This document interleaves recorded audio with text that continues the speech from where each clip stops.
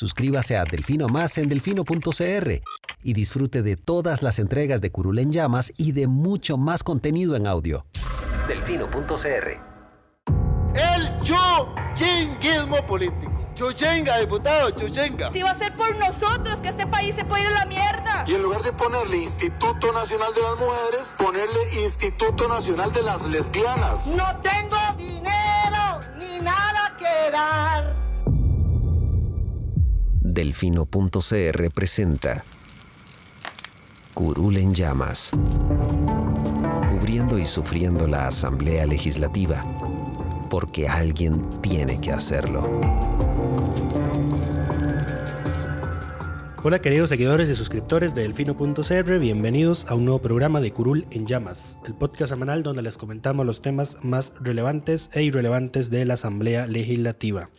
Les saluda Luis Madrigal desde el 18 de septiembre del 2020, como siempre en compañía de... May, espero que todas y todos estén bien.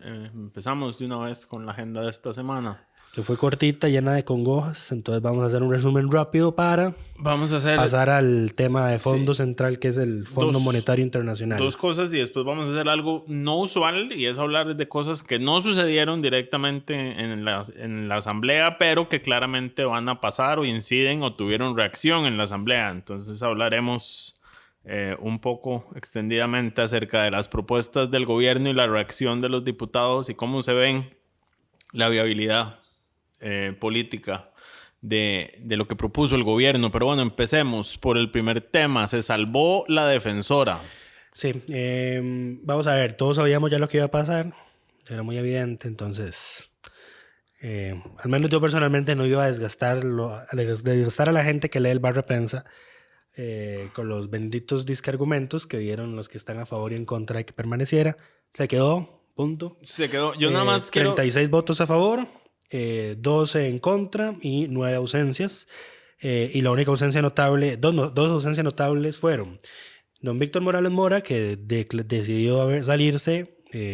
Por estar involucrado en el tema UPAD y demás. Sí, porque él era uno de los que estaba grabado en el audio que se perdió en la defensoría, sí, por no decir que lo perdió doña Catalina, por algún término ahí negligente. Sí, pero bueno.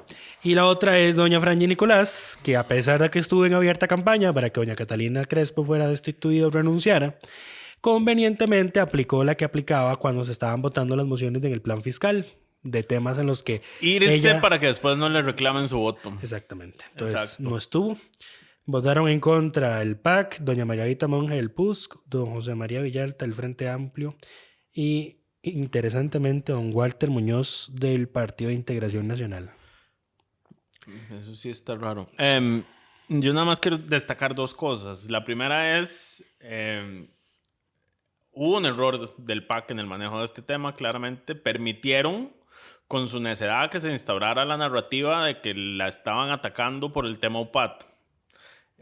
Lo cual puso a la oposición a favor de la defensora, porque era o está con la defensora o está con el PAC. Además de que había que recordar que fueron todos los partidos menos Restauración Nacional los que habían firmado la moción para abrir la comisión para investigarlo. Sí, pero es que ellos se pusieron necios detrás del tema, insistiendo y jodiendo, y al final se convirtió en un tema Catalina contra el PAC, y claramente el PAC con su minoría en el plenario iba a salir perdiendo. Y doña María Vita Monge reveló algo muy interesante, y es que supuestamente varias fracciones se volcaron a favor de ella porque supuestamente creían que si la destituían se iba a anular prueba del caso PAD, lo que es una estupidez porque no tenía nada que ver una cosa con la otra. Pero eso fue lo que doña María Vita reveló, y luego tuvo que salir doña Silvia Hernández en el plenario a recordar a los diputados que son comisiones completamente distintas y que no tenía que ver ninguna cosa con la otra. Pero bueno, no sería nada raro, sí, porque esa fue la narrativa que se instauró. Esa fue la narrativa que se instauró. Además, ella lo hizo muy bien en instaurar. Esto empezó desde el caso PAT y el ataque viene desde el PAC. Y lo cual hay que hacer memoria histórica. El PAC, antes de la elección de Catalina, dijo que no iba a votar por Catalina. O sea, este es un clavo viejo. Sí. Y por necios sigue la defensora. Porque no dejaron que la oposición, que también tenía sus quejas y sus críticas, las llevara a buen puerto. y por insistir lo volvieron a un tema de uno contra el otro, entonces terminaron perdiendo. Seguirá la defensora 2 años más, creo que me parece. Haciendo desastres, destrozos y quitándole cada vez más la legitimidad a la institución. legitimidad de la defensoría. Lo otro que quiero destacar, y es a nuestro diputado de la semana, es don Otto Roberto Vargas. Así de mal estuvo la semana, para que se den la idea. No es cierto. Es Sí, una sí es decisión cierto. unánime No. de la redacción. No. Otto Roberto fue parte de esta investigación y él dijo lo que todos pensamos al respecto, y es que esa comisión fue un show, que no se hizo un verdadero proceso, que cada quien llegó a escuchar lo que quería escuchar, y que al final la comisión sesionó unas 5 horas en total efectivas. Sí, y luego el show de la comisión se trasladó al plenario con el incidente del miércoles. Pero bueno, suave, por eso le damos a Sí. nuestro diputado de la semana, don Otto Roberto Vargas. Creo que no lo había recibido, entonces nunca está de más siempre reconocer estos pequeños avances. Sí, eso es pequeño, pero bueno. El show de la comisión que decía don Otto Roberto se trasladó al plenario el miércoles cuando empezaron a ver los informes, que yo no entiendo por qué no los dispensaron de lectura el propio miércoles y empezaron a leer ese mamarracho de 100 y pico páginas del informe mayoría, lleno de copias textuales de las actas que todavía siguen siendo secretas, lo cual es una estupidez, pero bueno. Se fueron al almuerzo. Después del almuerzo se rompió el quórum. El diputado 38, que se necesitaba para iniciar la sesión, era don Erwin Macís. Llegó corriendo cuando la UJIER ya estaba cerrando la puerta, no dejó que la cerrara, no hubo forcejeo, nada violento, simplemente la jaló, se ve en la cámara, para que la puerta no se cerrara, y entra. Para el momento en el que entra, ya don Jorge Fonseca, que era el presidente en funciones, había dicho cierren puertas en 2 veces. Desde ese momento ya se había roto la sesión. Y aunque solo las diputadas del PAC protestaron porque dijeron que si la sesión continuaba con don Erwin Macís como diputado 38, todo el proceso sobre Catalina se iba a caer, lo cual era cierto además en todo caso. Hubo otros diputados, como por ejemplo doña Silvia Hernández, que también se ve en la cámara del plenario diciendo, es evidente que este ma entró tarde. O sea, fue algo demasiado obvio.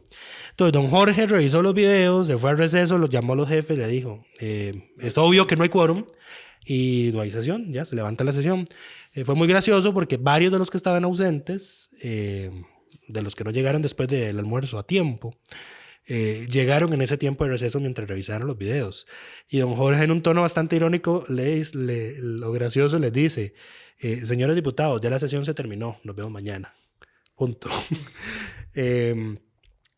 Vuelve la congoja al día siguiente porque resulta y acontece que don Rodolfo Peña, el jefe de fracción del PUSC, presenta una moción de apelación contra la decisión de don Jorge Luis de declarar que la sesión de ayer se rompió, del día previo, se rompe por quórum, por falta de quórum. Yo en mi vida había visto una apelación a una declaratoria que no hay quórum. Especialmente cuando es evidente y cuando hay videos que lo prueban. Pero bueno, no solo se presenta una apelación tan absurda, ¿La aprueban? sino que la aprueban. ¿Cuál es el efecto de esto? Que todos los diputados que estaban ausentes sin justificación el día anterior iban a perder su dieta. En teoría, como se aprobó esta apelación, no la van a perder. Es correcto. Entonces yo quiero que para cuando estemos discutiendo del fondo y de lo que han dicho los diputados, recordemos que estos no pueden ni recortarse una dieta a gente que no está presente en la sesión que debería estar y reclaman por recortes al Poder Ejecutivo. Y para empeorarlo, 10 de esos diputados que votaron a favor de la moción eran diputados que habían roto el quórum el día antes, que no tenían permiso de ausentarse. Y son don Eduardo Cruxan, doña Ana Karine Niño, don Roberto Thompson, don David Gurzón, don Drago Dolanescu, don Walter Muñoz, doña Shirley Díaz, don Erwin Macís, doña Carmen Chan y don Víctor Morales. Entonces ellos mismos se votaron para anularse el castigo, porque sí, cuando uno rompe quórum, la sanción disciplinaria es que usted pierde la remuneración de ese día. Aunque no siempre se las apliquen. Eso es falta de cumplir con el reglamento por parte de la presidencia o de la dirección administrativa del Congreso. Pero la falta está ahí. O sea, cuando usted rompe quórum, eso es una falta y la falta se sanciona perdiendo usted la dieta.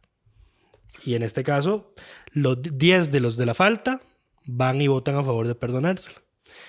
Eso es. Y luego andan hablando de probidad y eso es ética. conflicto de intereses. Y si la Procuraduría de la Ética Pública tuviera algún efecto, lo que decide, los denunciaríamos. Pero como no sirve para nada tampoco. La Procuraduría de Ética no sirve para efectos prácticos, pero la Procuraduría de Ética sí entabla denuncias penales cuando encuentra faltas. Entonces voy a meditar seriamente este fin de semana a ver si le mando un escrito ahí a la Procuraduría de la Ética con el nombre de esos 10 diputados descarados. Porque no tienen otro nombre. Sí, porque eso es votar en beneficio propio. Exactamente.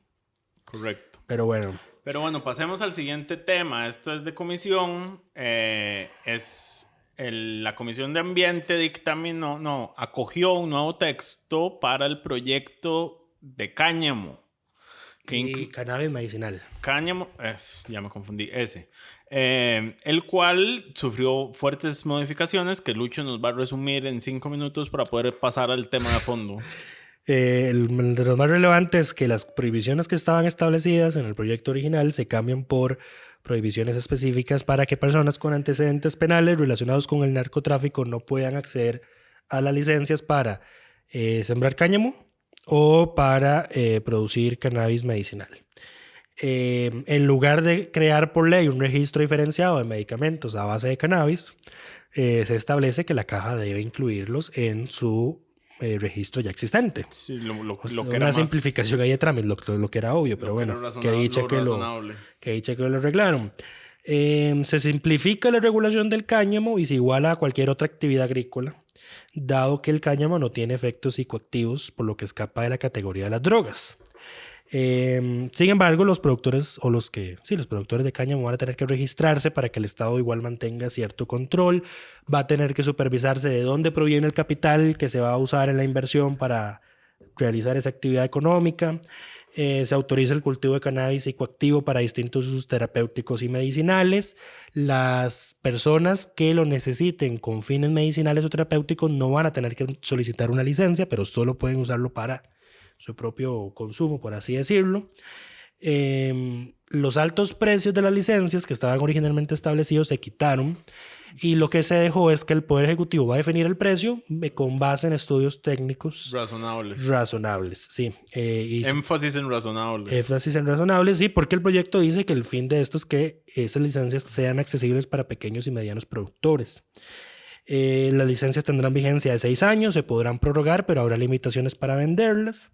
Y cuando usted tenga una licencia para sembrar cáñamo, cultivar cáñamo con fines industriales o alimenticios o producir cannabis medicinal o terapéutico, si usted tiene ganancias de eso, tiene que pagar un impuesto del 5%, que va a ir dirigido ya no al Ministerio de Hacienda, que es lo que en buena práctica estatal debería ser todo impuesto, sino que se crea otro mal destino específico, dirigido al Ministerio de Salud, al Instituto Costarricense sobre Drogas, al Ministerio de Agricultura, el IAFA y el Seguro de Maternidad y Enfermedad de la Caja. Eso es.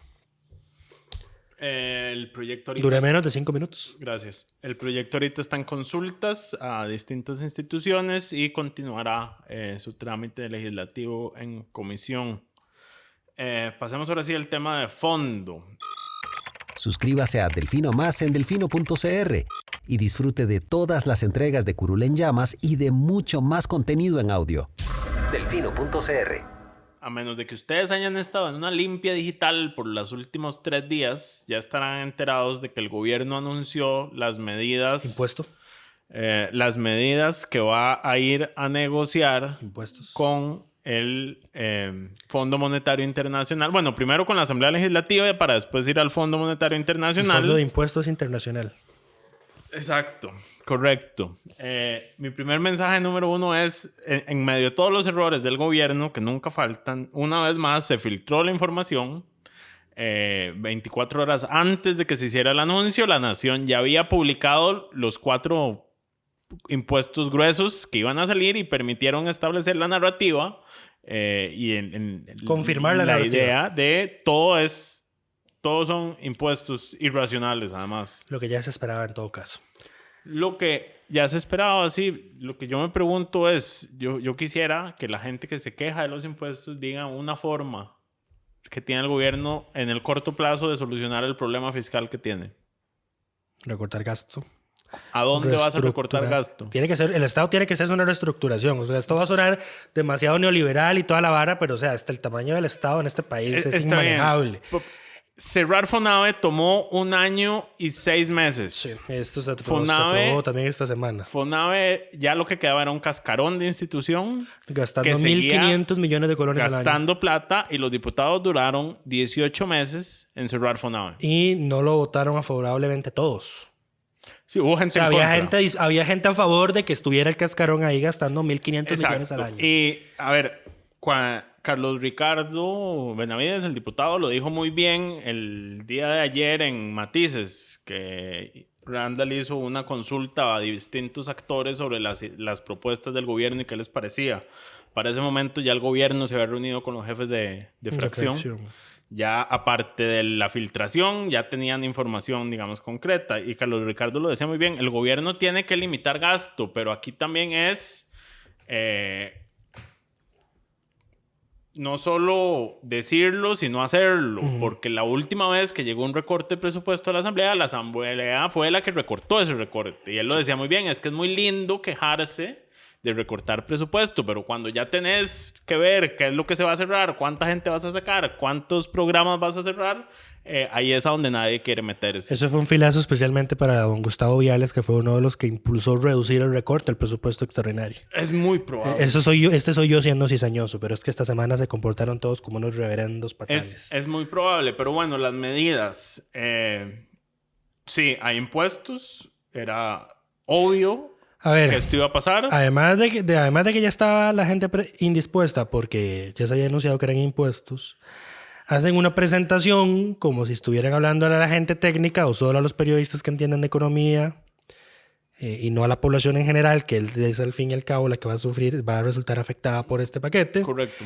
Y no saben venderla. Y no saben venderlo, o sea, exactamente. No saben venderla. Y luego mandan al ministro de Hacienda a programas de televisión a que diga estupideces, como que matemáticamente sale mejor pagar el 0,3% de impuesto a las transacciones bancarias en lugar del 5% de la planilla patronal privada por FODESAF, haciendo una resta de 5 menos 0,3 y entonces se supone que hay un ahorro de 4,7. Así no funciona eso, o sea. Esa es la forma en la que lo va a vender.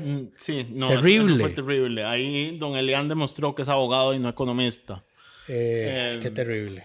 Fue demasiado congojante. De nuevo. ¿No? Y le sumamos nuevamente con este tema que en la presentación le preguntan, bueno, pero este impuesto no va a causar que la gente no se bancarice. Y dice, no, porque la gente va a tener miedo de ir a sacar plata al banco porque la van a asaltar. O sea, ahora usas la delincuencia, que es un problema que no has logrado resolver como Estado, para turuzarle a la gente un impuesto nuevo. Y luego dice, también le preguntan, ¿estos impuestos no van a desincentivar el consumo? Y dice, no, porque pues, ¿cuántos de ustedes de aquí no ya cancelaron Netflix? Varios le levantan la mano. ¿Cuántos ya no tienen tarjeta de crédito? Varios le levantan la mano. Todo le salió mal. Sí, don Elian no es el mejor orador, ni el mejor economista, ni el mejor ministro de Hacienda. Ya lo habíamos dejado además claro la semana pasada. Eso es claro, es lo que hay. No, qué lamentable que eso sea lo que haya.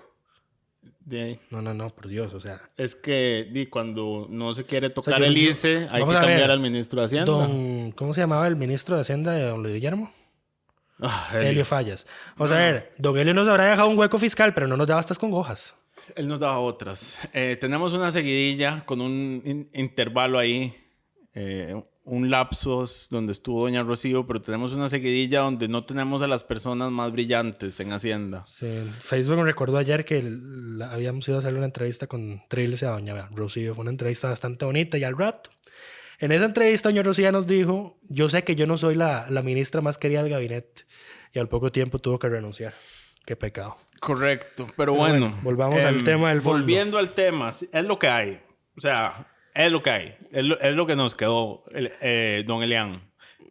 El gobierno debería aprender, no debería mandarlo a hacer estas explicaciones. Don Elian no es doña Rocío para echarse estos pleitos y salir bien librado. Lo peor es que el que mejor explica el plan es Rodrigo Cubero. Rodrigo Cubero es el que... Es un problema porque Rodrigo Cubero en teoría debería ser neutral porque Exacto. está en el Banco Central, no es parte del gobierno propiamente hablando. Después de Rodrigo Cubero, el próximo presidente del Banco Central no va a poder hacer lo que él está haciendo. Por la reforma que se hizo en tema de OCTE. Uno esperaría que el presidente del Banco Central no tenga que hacer lo que está haciendo don Rodrigo Cubero, pero él está tocando llenar el vacío que deja Elian. Esto es evidente. Elian, no le gusta que le digan Elian. Ay, Jesús, ya se va a enojar. Sí. Así como a vos no te gusta que te digan Sebas, a él no le gusta que le digan Elian. Pero yo dejo ir cuando alguien me dice May. Porque yo entiendo que la gente puede confundirse. Sí. La pronunciación leída no es clara. Mis disculpas del caso, señor ministro. En todo caso, no hemos podido más que quejarnos y no hemos hablado ni una sola de las propuestas. Es que eso es solo lo que deja quejas. ¿Qué es lo que se propone? Bueno, ya Lucho lo adelantó. El impuesto que más bulla ha generado es el de las transacciones bancarias. Porque es sumamente abusivo. No es sumamente... O sea, a mí realmente no me parece sumamente abusivo. Vamos a ver. Si he de ser completamente sincero. Es que esto es un tema de cómo lo percibes como ciudadano. Tenés al presidente garantizándote de que no te va a subir el IVA del 13% actual y las tarifas diferenciadas menores que existen. Pero por un lado, les metes un impuesto de transacción bancaria durante 4 años que su propio ministro dice... Esto es lo que con este impuesto recaudamos lo mismo que subiendo el IVA al 20%. De nuevo, don Elian no es el mejor dando ejemplos. O sea, ¿en qué mundo decir eso le va a hacer gracia a la gente? Lo que la gente no está viendo es que este impuesto es más progresivo que el IVA. Porque, por supuesto que es más progresivo que el IVA, porque vos pagás en relación al nivel de transacción que tenés. Si vos sos una persona que gana $500,000 de colones... De esas transacciones te toca a vos pagar 1.500. Si vos sos una empresa que gastas 500 millones, te va a tocar... ¿Cuánto es? No sé, vos sos el experto en matemáticas. Me fui. Te fuiste. Son 6 ceros más. Bueno, el punto es que le va a tocar mucho más. Aquí quedé como don Elian. A ver. Quedé como don Elian haciendo explicaciones. Pero vamos a ver. Ya le digo, déjeme sacar el Excel. El tema es, la gente tiene... Y las empresas tienen plata en estos momentos para estar pagando más impuestos. Yo lo creo. Ese es un problema real, el cual yo entiendo, pero ¿cuál es la salida? O sea, el gobierno además, necesita financiación. Espérate, y además, o sea, es que anuncian el impuesto a las transacciones bancarias y no anuncian excepciones. Entonces, por ejemplo, usas Simpe Móvil, cada vez que lo uses va el impuesto. Te depositan el salario, va el impuesto. Retiras el salario en un cajero, va el impuesto. Pagas la luz, pagas el agua, pagas el cable. Por supuesto, pero por cada cosa que uses la tarjeta, va el impuesto. ¿Por qué es más progresivo? Porque, por ejemplo, al empleado, vos recibís el salario, te toca una vez ahí. El patrono que paga 20 salarios, lo tiene que pagar 20 veces. Uh-huh. Por eso es que es progresivo, porque usted, entre más nivel de gasto tenga usted, mayor aportación da. El tema es que la gente no tiene, en este momento la gente y las empresas no tienen plata para estar pagando más impuestos. Nadie tiene plata. Por algo estamos en una crisis. El problema no es que no tengan ahorita. El problema es que hay otros que no tienen del todo nada en este momento. Ajá. O sea... Y no hay, o sea... Sí, esa gente no va a tributar, además. Esa gente no va a tributar. Y además lo que se va a recaudar por nuevos impuestos... Espérate, esa gente no está tributando porque no tiene ingresos, o no tiene ganancias, o no tiene utilidades. Y además lo que se va a recaudar por los nuevos impuestos de la gente, de la poca gente y las pocas empresas que seguramente sí van a poder pagar más, esa gente no va a recibir esa plata. Esa plata va a ir a pagar deuda. Porque el propio ministro lo dice, o sea, el impuesto de las transacciones nos va a dejar 10 puntos del PIB en los 4 años que va a estar vigente, y esto es para bajar la deuda, para bajar el nivel de deuda, la relación deuda-PIB. Esto no va para que la gente que no tiene en este momento plata pueda tener una fuente de ingresos. El ejemplo que quería dar con el tema del gasto, si usted es una persona que gasta mensualmente $500,000, el impuesto le va a generar un gasto adicional de 1.500 colones. Si usted es una empresa que gasta 50 millones mensuales, ese impuesto le genera 150,000 colones adicionales. Por eso es que es más progresivo, porque usted entre más gasto tiene, más aporta. Okay. Ahora, a lo que iba es... Porque yo vi en este programa de Matices, alguno de los diputados que participó, creo que fue el innombrable Jonathan Prendas, dijo, es que el gobierno no ha dicho en qué va a gastar esa plata. Y yo es como, ¿no te das cuenta que el presupuesto se financia con deuda? Sí, es que... Que la mitad de todo el presupuesto tiene que salir de deuda. ¿el gobierno qué va a hacer? Financiar la deuda que tiene. O sea, es que no se puede dejar de pagar. Sí. Es todo un tema. Pero bueno, ese es el primer impuesto más impopular de los anunciados. Ese es el más impopular de todos, El lo cual... segundo, pero que no ha tenido tanto berrinche, porque yo creo que la gente no lo ha interiorizado todavía, es la triplicación del impuesto sobre los bienes inmuebles. Sí, claro, no, y En porque este momento mucha gente no tiene bienes inmuebles. Vamos a ver. En este momento es 0,25 y creo que los exonerados están por debajo de los 20 millones de colones. Entonces, de ese monto en adelante usted paga el 0,25. Exacto. En realidad, el 20 millón inicial nunca se paga. Ok. O sea, de 20 para arriba pagas. Sobre el exceso. Sobre el exceso, exacto. Ok. Pues el gobierno quiere aumentarlo a 0,75, si no mal recuerdo. Sí, quiere triplicarlo. Sí. 0,75 para que 0,5 pase directamente al gobierno central. Ahí está. Y las municipalidades se dejan el 0, eso no se toca. Eso no se toca, es exactamente. Como ha estado. Eso no hizo mucha bulla hasta que alguien lo puso así en el papel. Se está triplicando el impuesto actual. Se está triplicando, sí. Entonces, esto triplica el efecto colateral que esto tiene. Por ejemplo, para la gente que alquila, es muy significativo. Por eso es que es el segundo más impopular, pero todavía no se ha discutido muy bien todas las implicaciones que trae. Yo creo que es el menos comprendido de todos. Y yo creo que podría decirse que es el que más va a afectar a la gente. Es el menos comprendido de todos, principalmente porque además ahí hay todo un tema y es la no revaloración constante de las propiedades. La gente no hay ajustes en los precios de las propiedades constantemente como para que usted pueda decir, bueno, pero es que eso está por debajo de la inflación, lo que lo vas a subir, entonces compensa. Hay gente como los diputados que tienen sus propiedades valoradas en 1,000 colones. Exacto, que entonces a esos tampoco les va a afectar. Porque la valoración es despreciable. Sí, pero nuevamente, y además me pareció sorprendente que el monto que esperan recaudar por eso es solo 2 puntos del PIB. O sea, que cuando lo comparas con el impuesto a las transacciones, 10 versus 2. Menos, digamos. Menos de 2, había dicho Rodrigo. La Nación sacó los cálculos y dice que lo que se recaudaría por esto serían 817,000 millones de colones. Sí, es menos de 2 puntos del PIB. Sí, no es tanto. El resto para cerrar el 2 son otros esto impuestos. Es para ese plazo, me parece. O sea, anualmente es menos.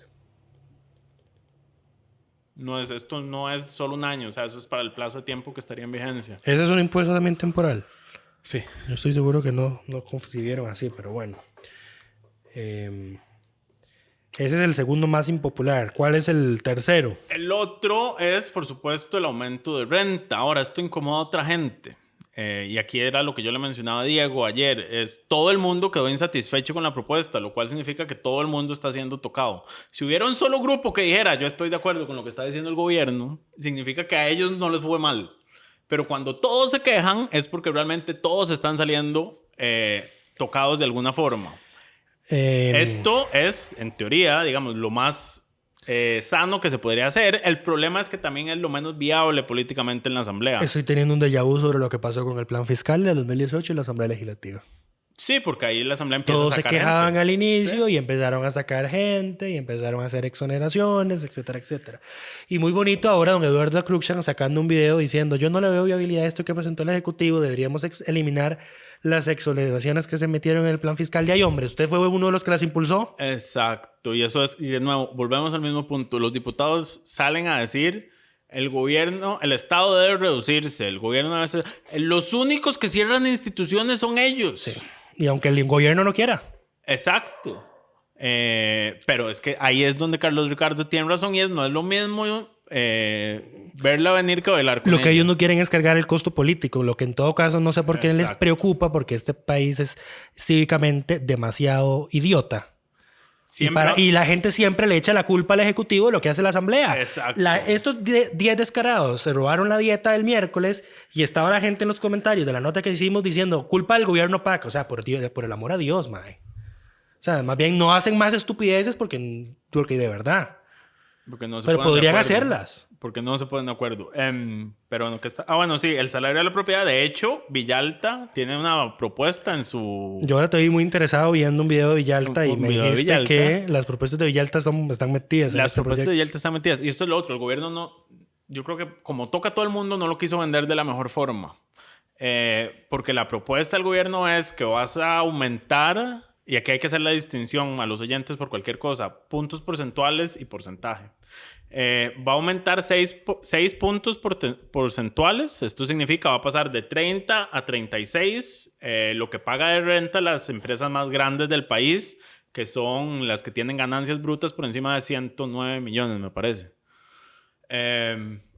Ese aumento de 6 puntos porcentuales implica aumentarles el impuesto de renta en una sexta parte, o sea, en un 12%.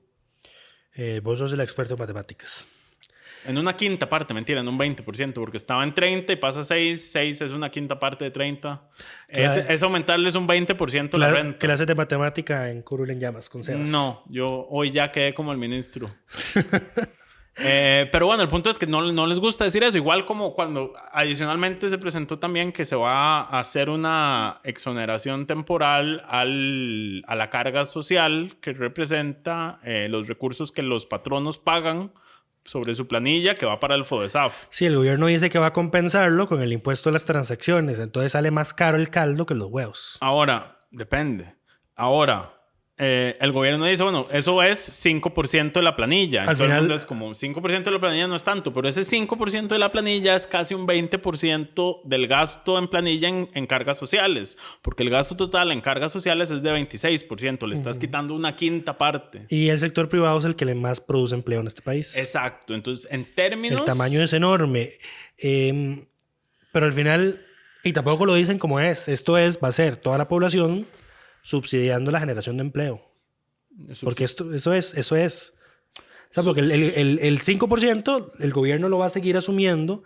Subsidiando FODESAF. Subsidiando FODESAF con la plata del impuesto a las transacciones bancarias. ¿Y quiénes van a pagar eso? Todos. O sea, todos vamos a subsidiar la generación de empleo. Claro, pero ¿en qué relación va a pagar cada uno? Cada uno paga en relación a su gasto. Eso es lo que la gente, digamos, yo sé que todo el mundo se indigna porque nadie logra ver las cosas más allá de sí mismo.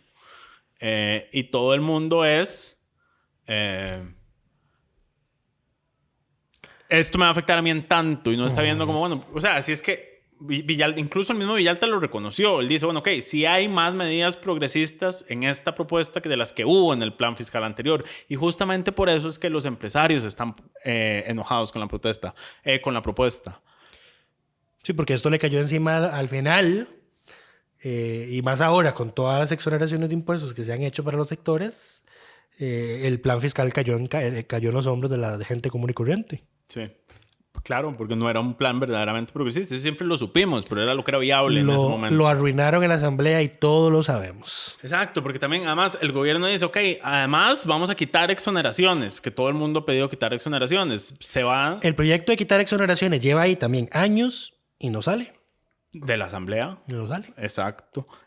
Porque ¿qué se va a hacer? Bueno, las cooperativas que califiquen como grandes empresarias... Que son 10. Grandes empresarios territoriales son 20, dijo el ministro. Pero le entendí que eran solo como 10 las que iban a tributar. Yo entendí que eran como 20. Puede ser que sean 10. Era el número que se había manejado la vez pasada. Pero bueno, esas pasarían a pagar renta como sobre sus excedentes, como cualquier otra empresa de ese tamaño. Sí. También Caja de Ande, la Sociedad de Seguros de Vida del Magisterio Nacional y Sutel, que al parecer estaba exonerada. Que al parecer, por algún motivo que aún no sabemos, Sutel está exonerada de pagar el impuesto sobre la renta. También los premios sobre la Lotería Nacional y... Pero no es toda la lotería. Es sobre el... Porque obviamente si tasas toda la lotería, informalidad y lotería negra al 100%. No, es aquellos premios por encima de medio salario base. Que son como 220 y pico mil. Sí. O sea, premios ya relativamente si usted juega chances y juega como una persona decente, no alguien que le mete 5,000 colones a un número, no le va a afectar. Lo otro, la exoneración al salario escolar. Que de nuevo, digamos, los diputados se quejan de que no hay recorte de gastos. Últimamente, los impuestos, ponerle impuesto de renta al salario escolar y aumentarle las tasas a los salarios altos, al final de cuentas es un recorte de gastos, porque es una plata que el Estado paga, pero al sector público se la recupera, digamos, rápidamente. Entonces... No es un recorte de gasto, pero es un recorte de la erogación que hace el gobierno porque es plata que le regresa rápidamente. Porque él mismo la retiene a la hora de pagar la planilla. Pero bueno, ¿qué más? ¿Qué otras cosas? Bueno, se anunció el tema de movilidad laboral que pasamos a medidas de recorte de gastos. Las medidas de recorte de gastos en realidad no son tantas las que se proponen, pero hay que recordar que ya es la implementación de la regla fiscal anterior que va a afectar fuertemente el recorte de gastos. ¿Qué es lo que permite? Congelar salarios 4 años, digamos. Eso ya está dentro de la regla fiscal. Eso no ocupa trámite y eso va. Porque ya pasamos del nivel de deuda. Creo que hoy se anunciaron las cifras fiscales de agosto y ya estamos en el último tramo de la regla fiscal. Lo que sí sería adicional, y que esto sí fue un anuncio, porque el proyecto que había era para quitar anualidades 2 años, es que las anualidades se van a quitar por 4 años en el sector público. De nuevo, ahora, 24. Uno de los principales problemas es que el gobierno no comunica las cosas bien. O sea, ¿cuánto representa esto en dinero? O sea, ¿cuánto va a recaudar Hacienda del mismo sector público, de la planilla del sector público, entre ponerle renta al salario escolar, entre el aumento de renta a los salarios altos? ¿Cuánto se va a ahorrar con el tema de anualidades? Bueno, ese dato sí, la Nación lo calculó, pero creo que no lo presentaron. Y la congelación de salarios. Todo eso, ¿cuánto representa de dinero que va a dejar de ir al sector público? Lo anunciaron tan mal que fue un periodista el que tuvo que preguntar cuál va a ser el efecto en la deuda de todas estas medidas. Sí, es un desastre. Ni siquiera eso lo anunciaron en la presentación. Lo más básico. Es un desastre. Lo tuvo que preguntar a un periodista. Bueno, para eso estamos, ¿no? Sí, pero vamos a ver. Es que... Uno espera más. Vamos a ver, se supone que yo ya no espero nada. Deberíamos estar para estar haciendo preguntas profundas, no las preguntas básicas que ellos deberían responder porque saben que uno las va a hacer. Ajá, correcto. Pero como son tan incompetentes. Sí, bueno, además se mantuvo el tema de la venta de VIX y Fanal, que es lo único que está dispuesto a vender esta administración, por lo menos, y algunos terrenos ociosos. Que no dijeron cuáles, ni de cuáles instituciones, ni cuánta plata van a generar. Exacto. Al final de cuentas... Algo sí relevante fue lo de el nombramiento del comisionado para la renegociación de alquileres. Bueno, es que también esa sería una medida significativa si logra algo. Sí, y si no logra nada, dijo don Elian,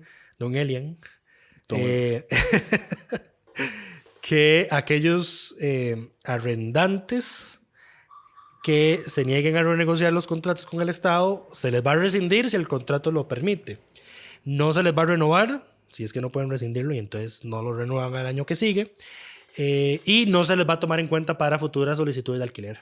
Eso es muy importante si se logra ejecutar. Que no estaríamos en esta si hubiésemos logrado construir o ocupar la ciudad gobierno que se tenía previsto. No sé en cuál bendito gobierno, pero bueno, aquí estamos de nuevo. Sí, y aquí, a ver, todos sabemos que hay unas 4 familias con propiedades, principalmente en San José, edificios grandes, que son los que se benefician de todos estos alquileres. Familia Marín Raventós. Esa es una de las 4, no recuerdo las 4 en este momento. Yo sé que hay un reportaje que se hizo hace un par de años. Esa es la que todo el mundo sabe, la que todo el mundo reconoce. Esa es la que todo el mundo reconoce porque hay un edificio que se llama Raventós donde está el MEP. Sí. Entonces es difícil perderle la vista. Nota a los empresarios, búsquense nombres más originales para sus edificios. Sí, para que pasen desapercibidos, si es que eso quieren. Me parece también que esa gente había comprado el edificio del antiguo Bancrédito en San José. Eso es posible. Que es muy lamentable porque ese edificio perfectamente pudo haberlo ocupado algún ministerio o alguna institución para que dejara de pagar alquiler. Pero bueno. Ese es el tema. Pero bueno, ¿cuál es la viabilidad de esto en el Congreso? Por la forma en que se presentó y la forma en que el gobierno no lo ha negociado es nula. Esto va a tener que ir básicamente de cero a la Asamblea a ver qué es lo políticamente viable. De nuevo, ya múltiples fracciones se salieron a decir no vamos a aprobar nuevos impuestos, lo cual tampoco es... viable, o sea, es que el hueco en el que nos tiene la crisis, nos recordaba ayer el ministro de Hacienda, fue 1 billón de colones lo que dejó de percibir Hacienda como resultado directo de la crisis. En una situación económica que ya de por sí era pegada con curitas. No hay forma en que esto se solucione solo por la vía de recorte de gasto.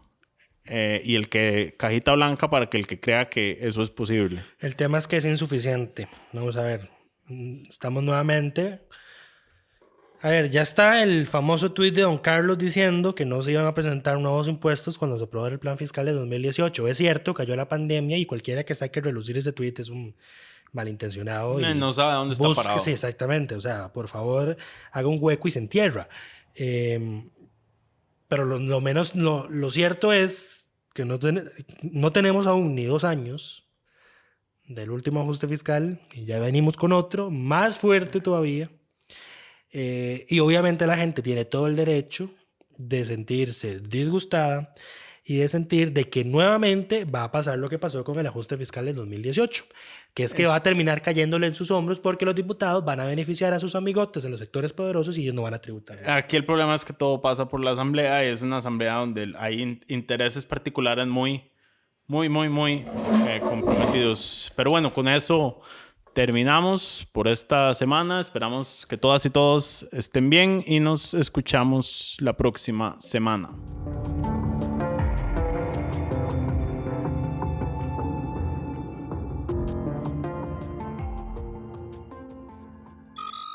Suscríbase a Delfino Más en delfino.cr y disfrute de todas las entregas de Curul en Llamas y de mucho más contenido en audio. Delfino.cr